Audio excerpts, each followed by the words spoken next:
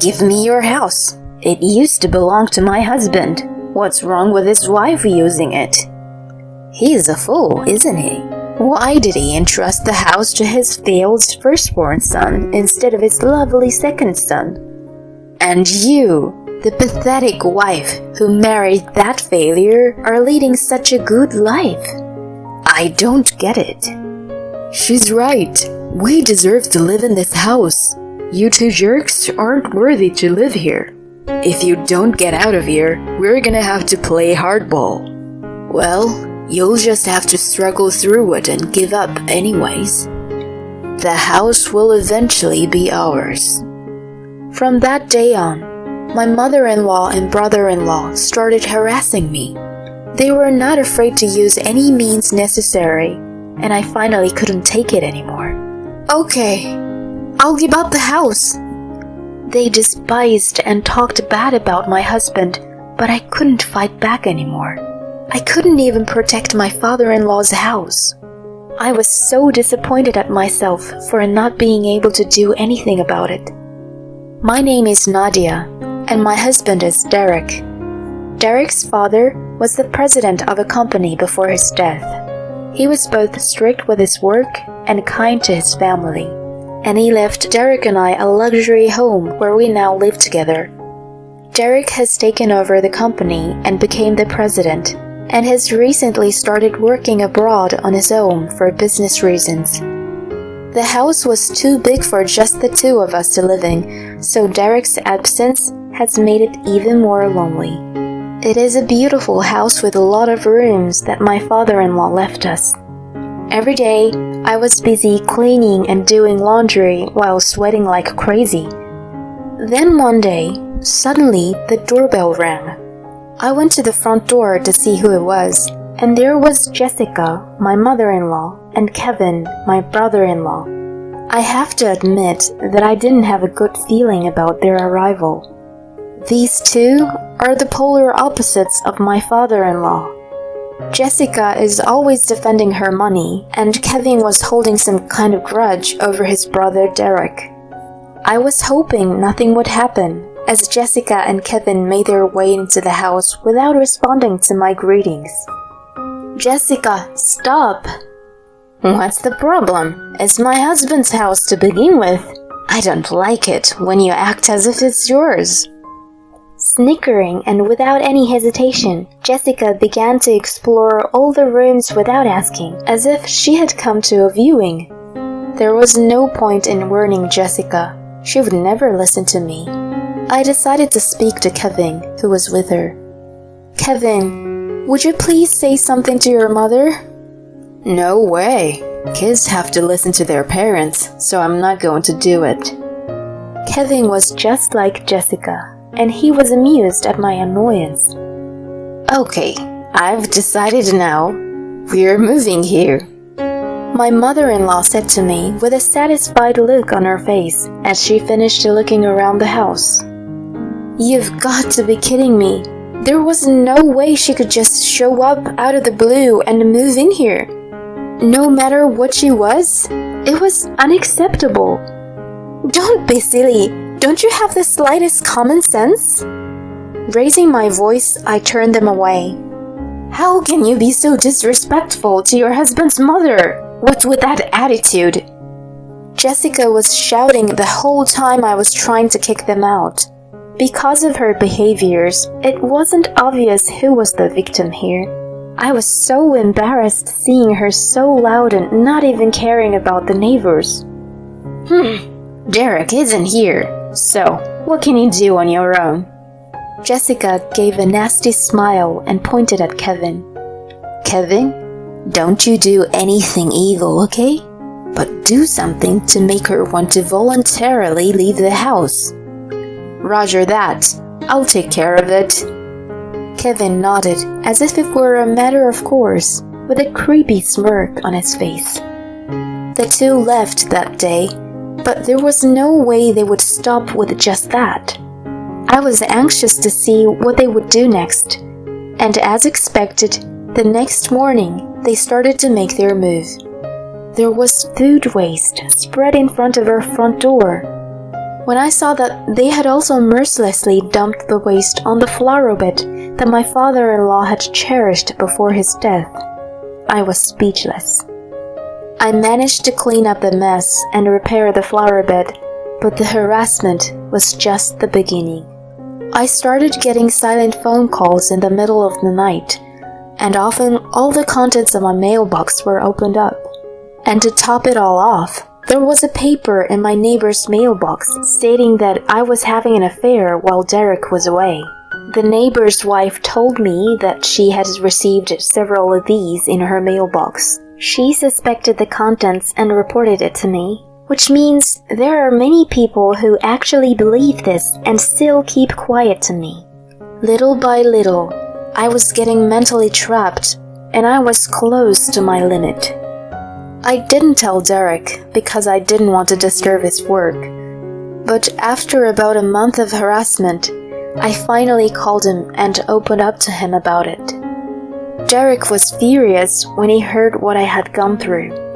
Jessica and Kevin's reckless actions are nothing new. Derek is Jessica's stepson and is only half-blood related to Kevin. Jessica never cared for Derek as a son and treated him badly, favoring Kevin over Derek.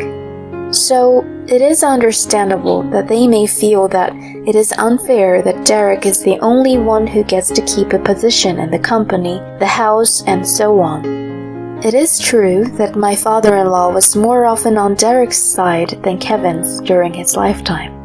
However, it was not just because of his favoritism, but because Derek was a person who put in a lot of effort. Kevin was a bit more cunning than Derek. He was often tempted to use the wrong move in order to get a good result and be praised for it.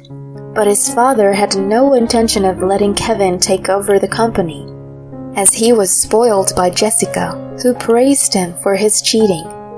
After his father passed away, the distribution of inheritance caused a complete breakdown of the family relationship, which led to the kind of harassment we have today. Derek has put up with Jessica's harassment for a long time, but now that he knows that it is being directed at me, he has expressed his anger and his refusal to tolerate it. And so, Derek suggested a plan. I nodded in agreement. The next morning, I called up Jessica just to tell her one thing. We have decided to let go of the house. Jessica was obviously overjoyed. She did not yet realize that she had fallen for a plan. A few days later, Jessica and Kevin arrived at the house to move in. But when they came, they were stunned. The house we used to live in was already occupied by the vice president of Derek's company, along with his wife and daughter. The vice president was a good friend of my father-in-law, and was assisting Derek, who was now the president of the company. Both Jessica and Kevin knew of him, so the moment they saw his face, they realized that Derek and I set them up. Jessica and Kevin started shouting at the doorstep of the house that was not theirs. That was the cue for Derek and I to come out from the back of the house. We had talked through our plan with the vice president, so we were able to visit on the day Jessica and Kevin were trying to move in. While Jessica and Kevin's faces turned red, the vice president's wife was giggling uncontrollably in the back of the house, saying she couldn't put on a poker face unlike her husband. "Why do you always get everything?" Unlike Jessica, who was furious, Kevin seemed somewhat sad. "You're the only one who gets favored by Dad. It's true that he left me some money, too, but you got this house, and you're even the president of the company. It's not fair." "It's not fair? He was looking out for you, you know." Derek scolded Kevin in a strong tone. "You've been spending Dad's money like a fool, trying to impress everyone around you. He sent you to different kinds of lessons to get you to change your mind, but you skipped them. You even bought a ton of luxury brand goods for your friends there, just to get them to follow you, and you got all big-headed.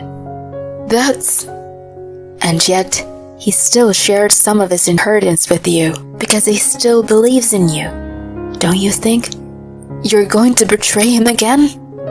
After that, the vice president placed his hands on Derek's shoulder. Then he stood in front of Kevin and started speaking gently.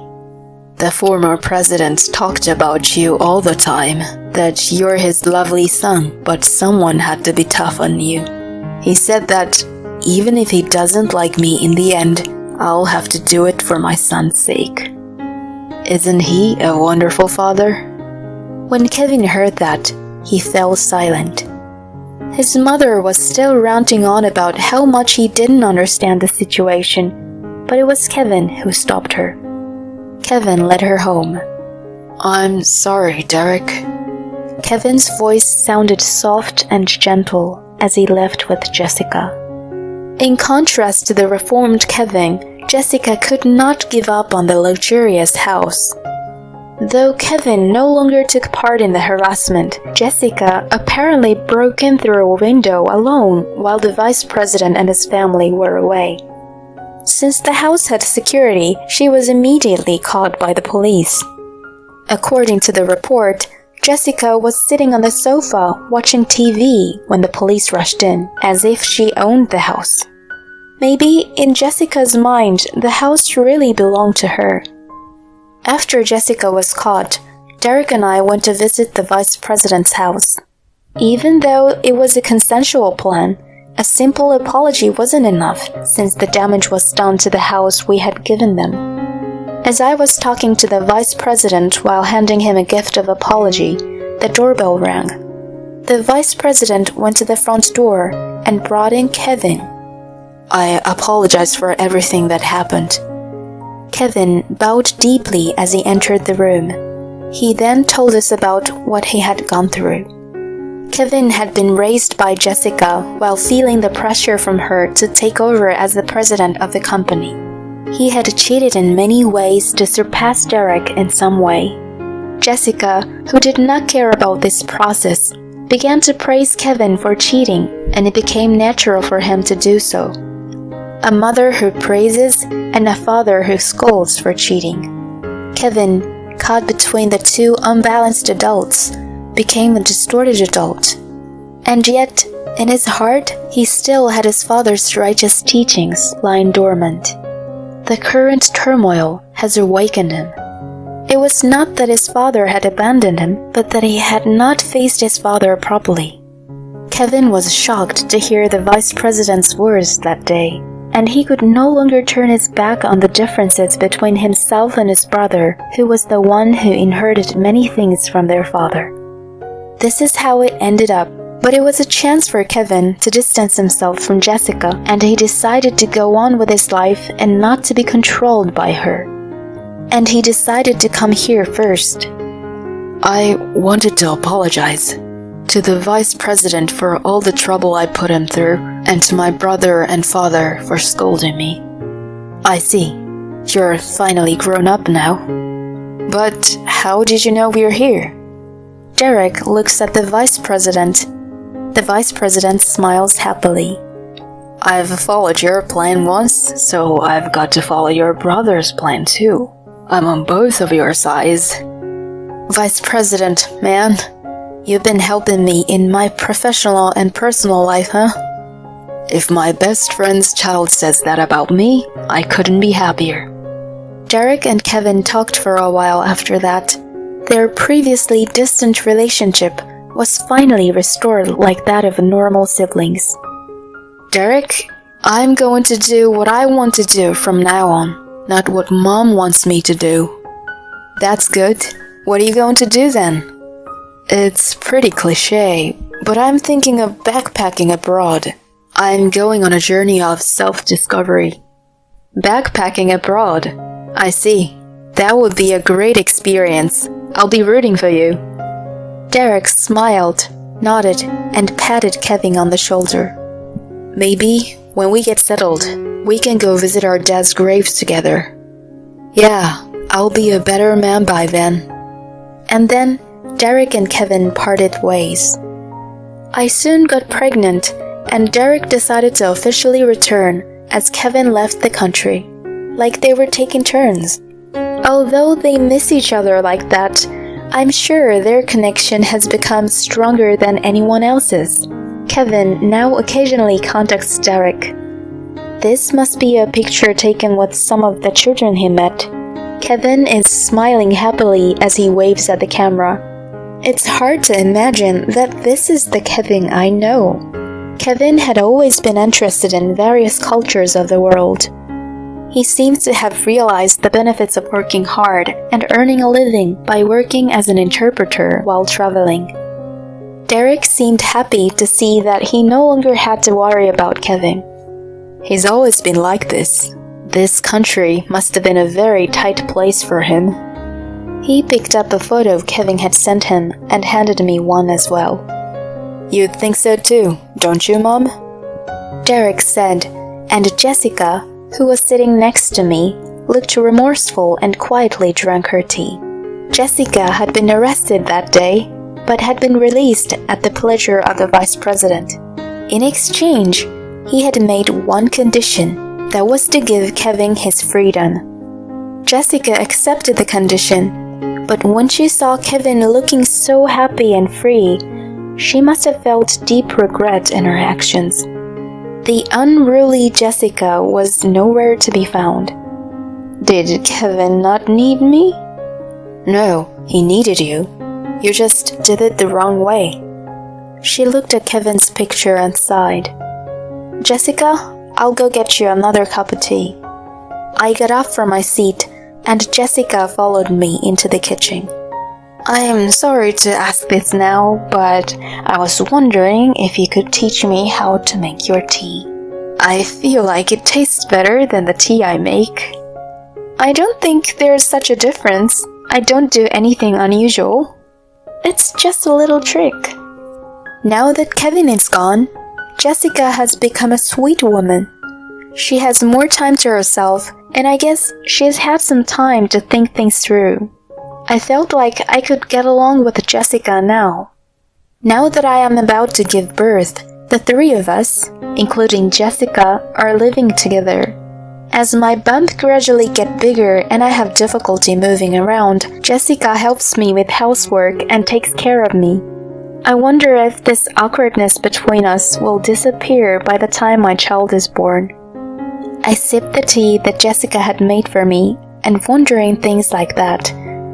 It was a delicious tea, just the way I like it.